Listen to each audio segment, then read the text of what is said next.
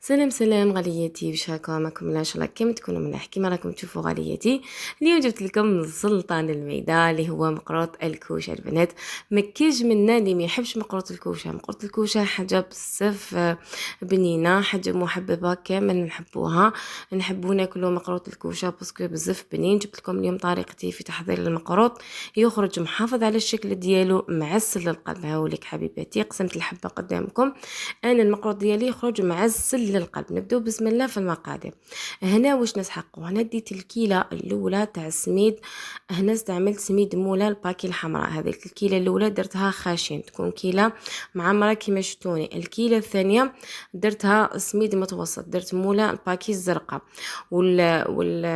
الكمي والكيله الثالثه درتها سميد متوسط. وما كملتش الكيلة، كملتها بزوج مغارف فارينة كيما شفتوني. درت نصف ملعقة صغيرة كامل تاع ملح، درت ملعقة سكر ولا ملعقة لافاني. خلطت كامل المقادير مع بعض. نعاود لكم المقادير. انتوما ديروا خليط بين السميد المتوسط والسميد الخشن، هكذا البنات. والكيله الثالثه نكملوها بالزوج مغارف فارينه. انتي ديري لي كيله تاعك ناقصه اصبعين، هذيك الاصبعين كمليها بزوج مغارف فارينه. نورمالمون راكم فهمتوا، جيب لي ربي فهمتوا. نكتب لكم المقادير ان شاء الله في صندوق الوصف. هنايا درت كيله ناقصه اصبع تاع السمن يكون ذايب وبارد، كملتها بالزيت.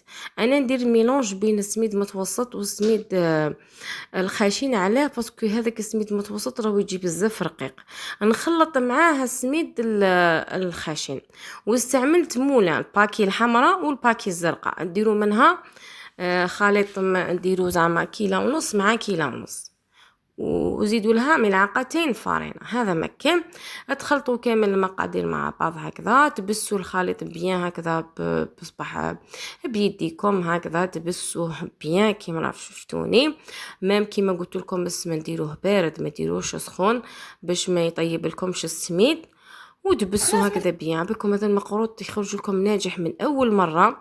ما نوري لكم الطريقه كيفاش ما يفتح لكمش في الفور. كاين بزاف اسرار لازم تتبعوهم، لازم تكملوا لا فيديو باه تفهموا.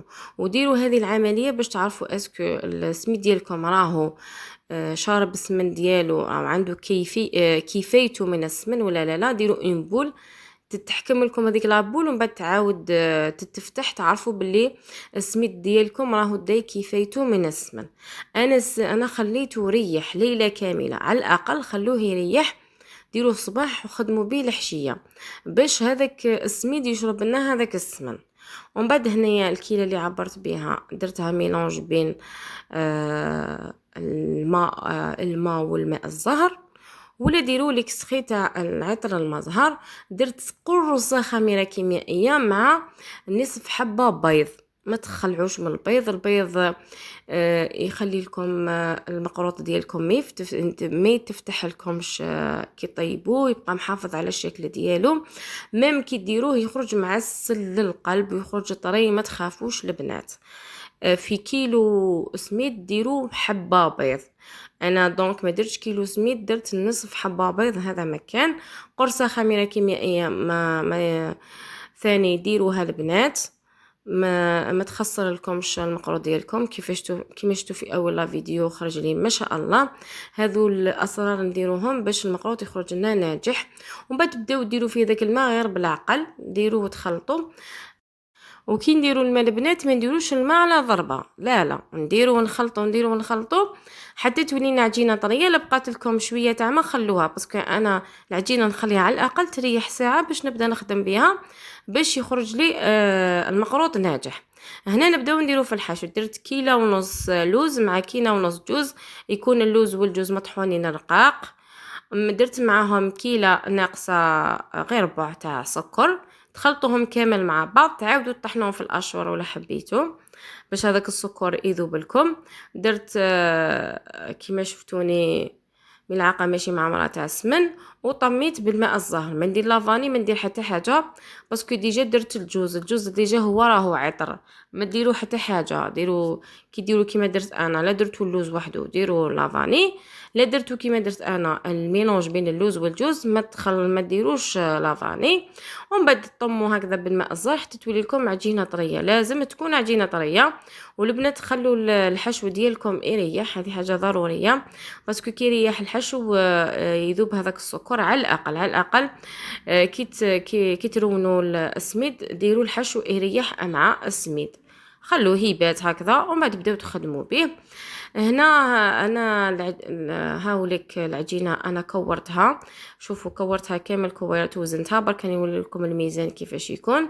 50 غرام. البنات لاصتوا العجينه صطوها نشفت لكم، زيدوا ديروا لها هذاك الخليط تاع الماء اللي يبقى لكم، ولا ما بقى لكمش ديروا المزهر باسكو لازم العجينه تكون طريه ما تكونش ناشفه باش ننجحوا في المقروط ديالنا. المقروط لازم توزنوه 50 غرام باسكو انا حنخدم بليمول. هذوك ليمول 50 غرام يجوكم سوا. الحشو وزنتوه 15 غرام، تقدروا تلحقوا الحشو حتى 18 غرام. انا دونك ما عنديش هذاك، هو كي حسبت انا ندير بالكالكيلاتريس نحسب شحال حندير من حبه ونقسم على الحشو شحال عندي المقادير يخرج لي شحال ندير حشو. خرجت لي 15 غرام، درت 15 غرام. هنا فتحت العجينه كيما شفتوني، ندير فيها الحشو من الداخل ومن بعد تغلقوا العجينه ديالكم. وهذا مكان عمليه بزاف سهله. حاولوا كامل نحو الهواء هكذا، عجنوها هكذا بيان، نحولها كامل الهواء كيما قلت لكم. ولا العجينه صتوها ناشفه زيدوا لها الماء ولا ماء الزار باسكو العجينه السر كامل في المقروط باش ما يفتح لكمش. لازم العجينه تكون طريه، تكون مام لازم تريح العجينه تاع المقروط. كي تريح تعرفوا اسكو ما يخصهاش الماء ولا يخصها، لا خصها زيدوا لها. هذا مكان. ومن بعد كورتهم كامل. دوكا ندير فيهم هادو هما ليمون اللي نخدم بهم. وديروا تعاودوا كامل تكوروهم تحطوهم هكذا في ليمون كيما شفتوني. ومن بعد ديروا بالطوابع. كاين بزاف هذاك الطوابع كاين فيه 4 اشكال. انا نخدم بزوج اشكال، وريت لكم زوج اشكال اليوم. نتوما كيما تحبوا ديروا الشكل اللي تحبوه. كيما انا هذا هو الشكل الاول هاوليك يخرج كيما تاع الجزيريات اون جزيريات هكذا. شوفوا الشكل شحال شباب خرج ما شاء الله بزاف هايل هاوليك. وكاين شكل واحد اخر دوك نوريه لكم. هكذا البنات كيلو سميد يخرج لكم 50 حبة باش تعرفوا المقادير شحال يخرج لكم كيلو سميد.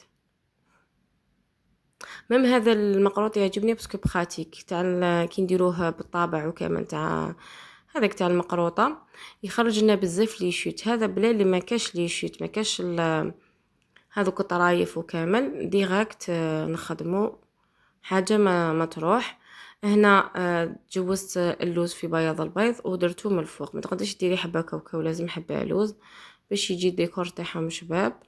بصح لازم تجوزوه في بياض البيض باسكو كون ما تجوزيش في بياض البيض تنفتح لك. ومن بعد ديريه يطيب. ها هم ليك الحبات. تسخني الفرن ديالك على درجه حراره 180 درجه وديريه يطيب. كي تشوفيه طاب لك من تحت تنحي حبه هكذا بالطرشونه تشوفيها طابت من تحت. انا نهبط كامل سنيوه من تحت ونشعلها من الفوق نخليه يدي ديك التحميره الشابه ونحي. هاوليك الشكل الثاني. شوف شحال شباب يخرج لكم اون ديري ورده. ومن بعد البنات انا المقروط كيفاش نعسلو نقول لكم طريقه تاع التحسال. انا نطيب له حسيله تكون عاقده. ندير 2 كيسان سكر كراميليزي شويه سكر بعد نزيد نكمل له السكر الباقي. ندير معاهم زعما 2 كيسان ماء 2 كيسان سكر مع 2 كيسان ماء. وندير شريحه ليمون نخليهم يغلو واحد 20 مينوت حتى هذيك الشربت تثقال. لازم تكون ثقيله. كي تكون ثقيله نطفي عليها النار نزيد لها واحد الكاس تاع حسيله. هاملك كيفاش خرجوا، هاملك الوالا كيف طابوا لكم الدوزيام.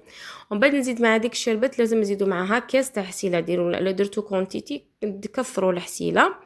ومن بعد شوفوا المقروط كي نخرجوا هكذا قد ما يهفت فقط بصح يكون سخون. هاوليك شوفوا محافظ على الشكل ديالو كيما قلت لكم يهفت فقط بصح يكون مازال سخون. نحيه كامل هكذا من الليمون.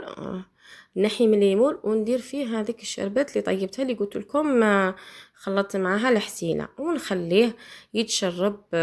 من الافضل ديروا الشربات حتى للفوق تكون غامرة، يكون هذيك الشربات غامرة المقروط ديالكم، او خلوه. انا نخليه دي فوا نخليه حتى يبات، نخدم بزاف شربات كونتيتي كبيرة ونخليه يبات، ومن بعد غدو مذاك نعاود نحيه من الشربات ونعاود نجوزو في الحسيله تكون بيغ. وديروا له ماء الزهر، ما تنساوش ماء الزهر حاجه اوبليجي ديروا مع الشربات وديروا مع الحسيله.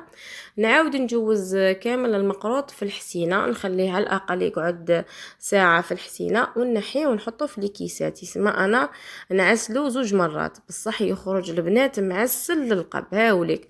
وهذيك اللمعه اللي راكم تشوفوا فيها ديروا ميلونج بين الحسيله والجلوكوز، ذوبوهم فوق النار وديروها هذا هو سر اللمعه من الفوق. وان شاء الله يكون عجبكم لا فيديو تاع اليوم. ما تنسونيش بجيم وكومونتير اشتراك باش يلحقكم غير جديد ان شاء الله. والسلام عليكم.